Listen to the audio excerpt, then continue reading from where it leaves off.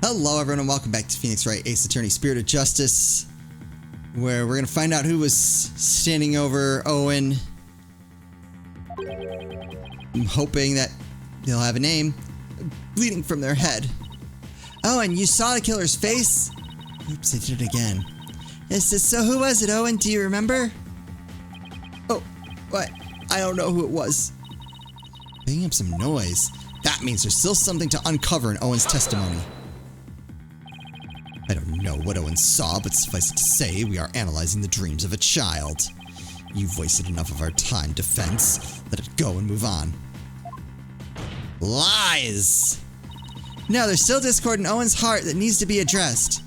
Therefore, I can't give in here. Owen, do you think you can continue your testimony for us? Oh, okay. I'll enter the new info and run an update then.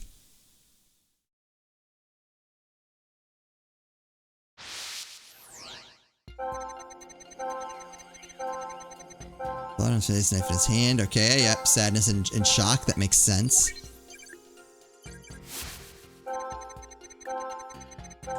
He was on the floor and somebody was smushing his dough into his face. Okay. I couldn't move at all. I was so scared. Okay. I would expect scared to outpace surprise, but let's not jump. And when I woke up,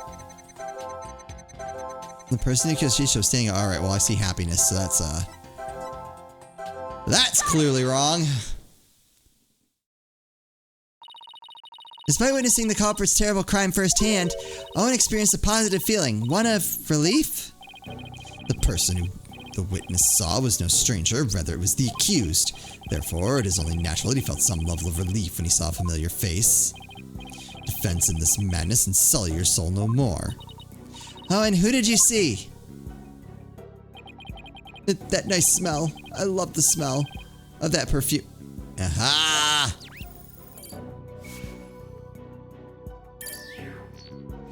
Bye-bye. It's the smell of... You can do it. Try to remember, Owen.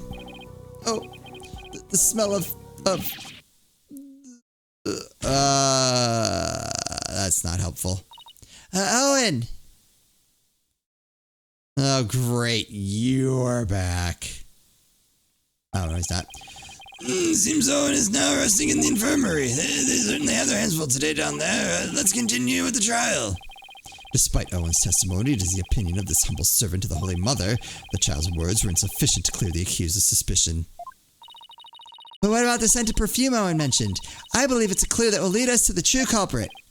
But there are thousands of perfumes in the world. It could even be the scent of the hair product the accused uses.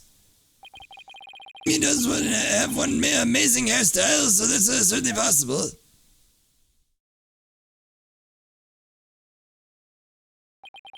The witness is a 5-year-old boy. He cannot tell the difference between conventional perfumes and hair products. Oh, why couldn't you have gone for a crew cut or something, Bucky? What's more, the only person who can cut soba noodles with such precision is the accused and no other. Oh man, how am I supposed to argue with that? And so, the person Owen saw at the scene of the crime can only be the accused, Bucky White.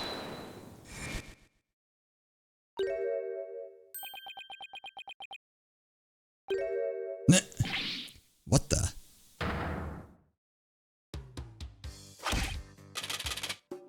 Hey. I never use hair products or anything with the smell. If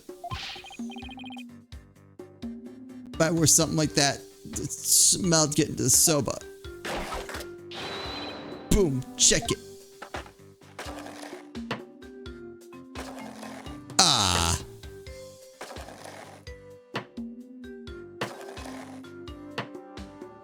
What? Mr. White, aren't you supposed to be resting in the infirmary? Whatever. You don't think I let my soba stink of perfume? Try that chilled soba for your shelf and see. I believe we have no choice but to try it, strictly for examination purposes, of course. Now then, let's dig in, shall we?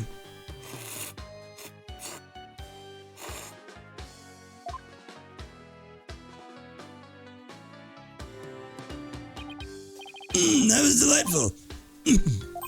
Well, I'm satisfied that there are no traces of hair products or perfumes in Mr. White's soba. First sweet buns, and now savory soba. What a delectable trial this has been. Also, anyone still feeling the effects of the sweet bean buns? This texture is different from the soba I had the other day. Reminds me of a dish we have in Korean called banupun. What you think, Miss Chickadee? My soba's pretty good, isn't it? It's delicious. Don't you think so, Simon? Still pales in comparison to his late father's cuisine. Simon, why you always gotta be so hard on me?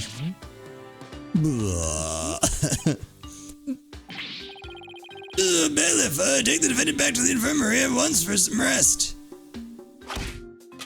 Rest? Hey, I ain't a lump of plain old weedy udon dough, you know. I'm fresh like my soba dough fresh. It's about the 3 freshness of soba. Grind the seeds fresh, cut the dough fresh, and boil the noodles Wait, no, I need that for the court record. I want that for the... I need that as evidence.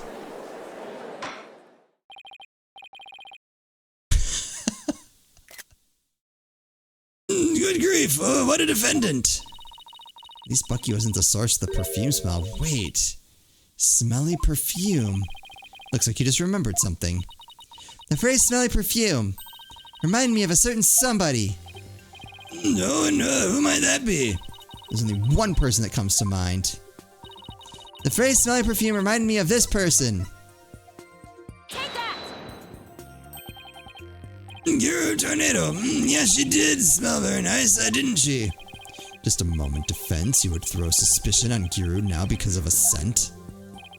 Your Honor, there is no need to go along with these ever-changing claims of the defense. I suppose their claims have been awfully inconsistent. Akira could have been at the crime scene. Yes, but... He'll get to see those balloons of hers if we call her back to the witness stand. You know, you gotta use every angle you got. How vulgar. His Honor is not interested in such things.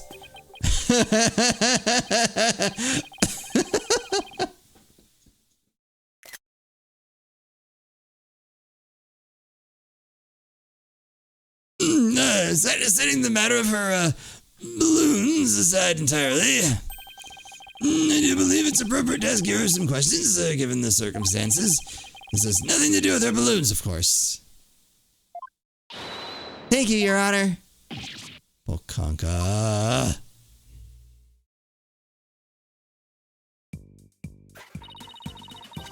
Thank you for calling this disciple of Tornado School of Rakugo back for an encore. It's me, the balloon artist you all know and love, Giru Tornado. 1, 2, balloon. Oh, wonderful balloon artistry. Your Honor, please. Alright. So now we gotta get him back to focusing. That's gonna be hard. And now then, what would you like me to make for you this time? Actually I called you back for some more testimony. But I'm all talked out. This case has left me completely deflated.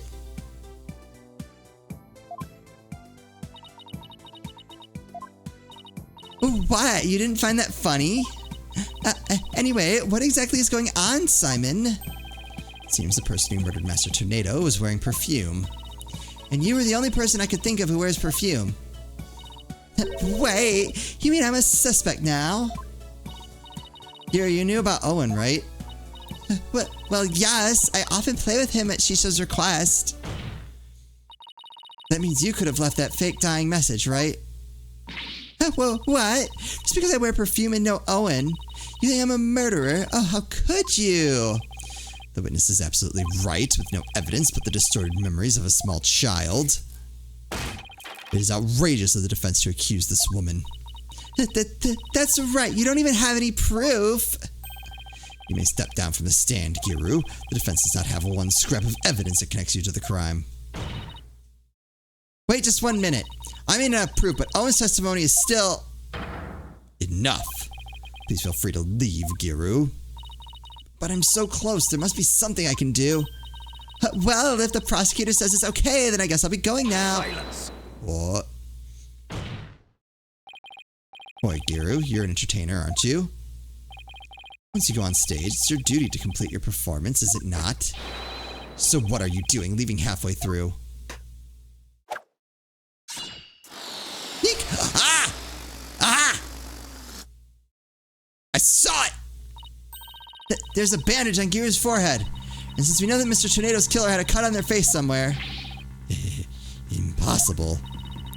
How did you know, Simon? I didn't, but I had to take a chance and see for myself. Otherwise, your theory would remain a groundless accusation. Your Honor, Prosecutor Sadmati. The scent of perfume, an injury on the forehead, these things are completely consistent with Owen's testimony. In short, the mysterious individual Owen saw in the dressing room could have been Giru. Sykes, does this mean you are formally indicting this witness for the murder of Typhoon Tornado? Can I do that? Should your accusation prove to be false, hope you're prepared to pay the price in full. Simon, what price is he talking about? Well, that should be obvious.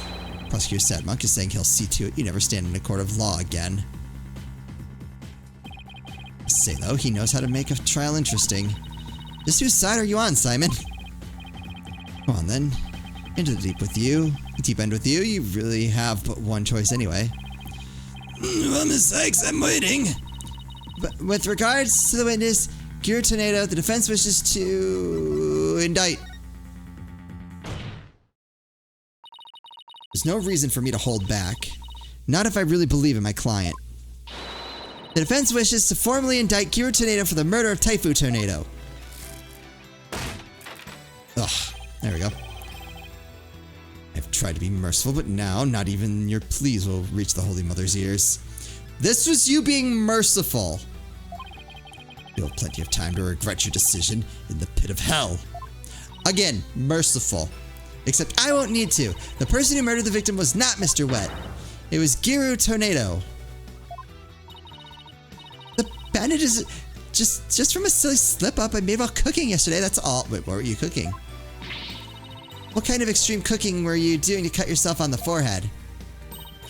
Well, what can I say? That's what happened. You also don't have an alibi for the period before 4 p.m., do you, Giru? But I really don't know anything, didn't know anything was wrong until Shishu was found dead. You don't believe me, then with a twisty twist. And Bloon, there you have it. An adorable little kitty. How could you suspect a cutesy widow balloon artist like me? Here, I've been meaning to say this for a while now, but could it be that you don't have an eye for balloon art? Wait, what? Don't you think I'd know that? You don't have to come out and say it. Well, I mean, like, the cake there's pretty good. I mean, the coloring is all wrong on a lot of these. I'm the daughter of a great Rakugo artist. I never wanted to do stupid balloon art. I was supposed to be a Rakugo storyteller too, just like my late daddy. But she still told me to do balloon art instead. This victim thought she had no talent as a Rakugo artist either. So you're still gonna suspect a poor little thing like me? Please stop trying to skirt the issue. It all comes down to the scent of perfume and the cut on your forehead.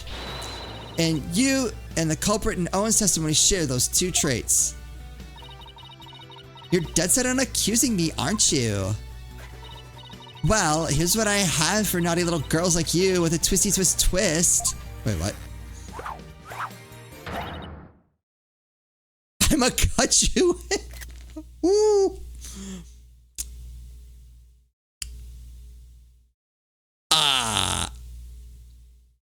Mistrial? Go ahead. Make me testify all you want.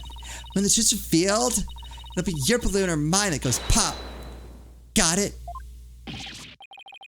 Oh my, is this yet another hidden personality? Simon, is everybody in the tornado school like this? How should I know? Uh-oh. What I did before the murder, okay.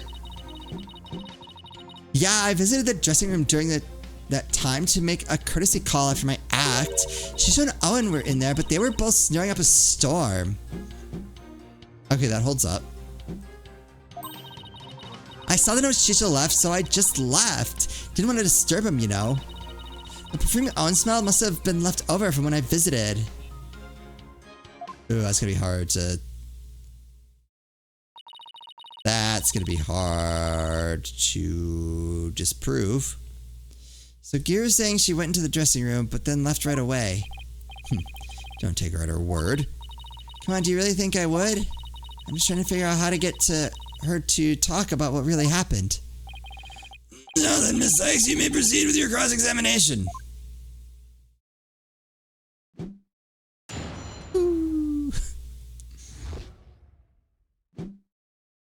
I like to press every statement.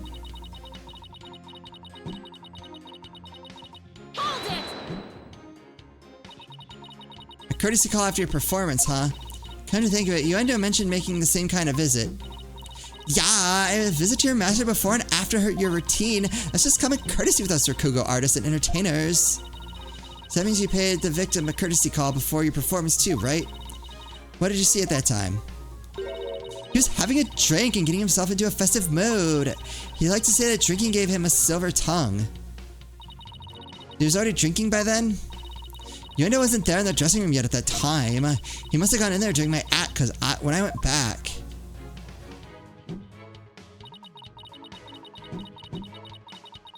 Hold it! Could you describe how they appeared? They were both stretched out on the floor, snoozing away. So sitting the victim up and over the table must have been the culprit's doing.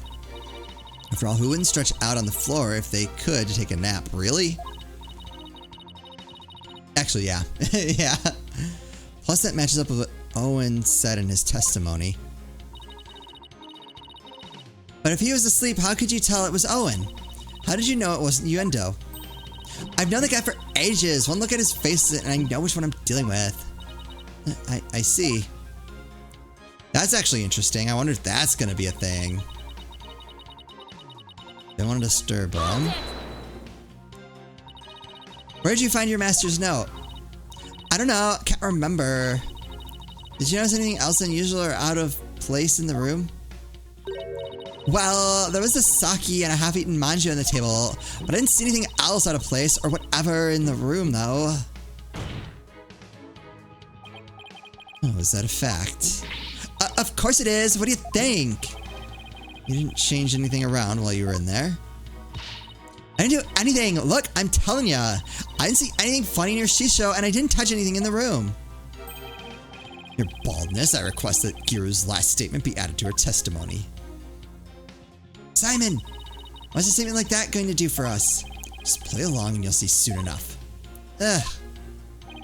I have no problem with adding that to the testimony, but how about you, Miss Sykes? I have no problem with it either, Your Honor. What is Simon thinking? I didn't see anything funny near Shisho, and I didn't touch anything in the room. So I just want to confirm, you didn't see anything at all unusual or out of place anywhere around the victim. I already told ya, nothing. And you didn't touch anything at all in the dressing room. How many times I gotta say it? No, I didn't touch anything. Wait, but then is she saying she didn't see what Yuendo immediately saw when he checked the victim's body? Does that mean it wasn't there yet at that time? Oh, hold on. I guess there was something. What is it? The soba making equipment was already there in the room. That means Bucky must have been there in the dressing room before me doing something. Yeah, thanks for the non-help. Well, a new statement has been added, but she's still sticking to her guns. She said she didn't see anything unusual in the dressing room. That strikes me as a little strange on its own. Really, why? If Master Tornado really is the one who left that, you'd think Giro would have noticed it, and if Master Tornado wasn't the one who left it, then we must ask who did. You know what I'm getting at, don't you, Athena? I think so. I really appreciate Simon's help, but I've got to come up with the answers myself this time. Yeah, hold on. Hold on.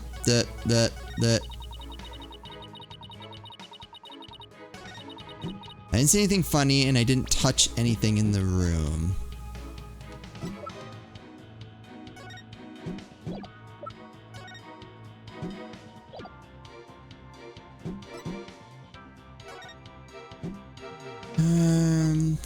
You end to discover the body.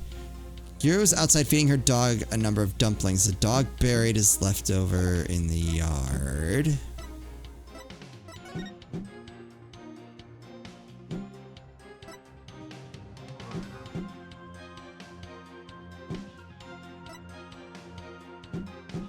Crash in the dressing room.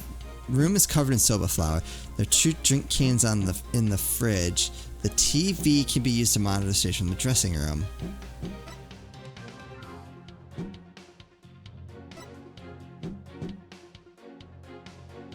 Is it the dying message?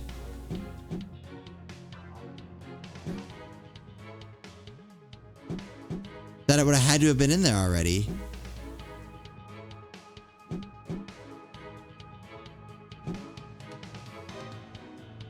Oh, also the fact that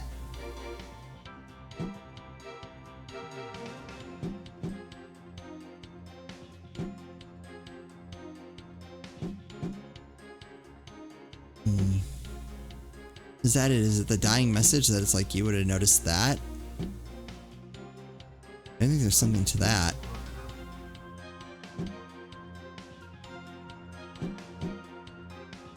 I mean, also, if she came in and the room was exactly like that, like, she's getting a face full of, or seeing him face down in his noodles, like, what? What part of that is sleeping?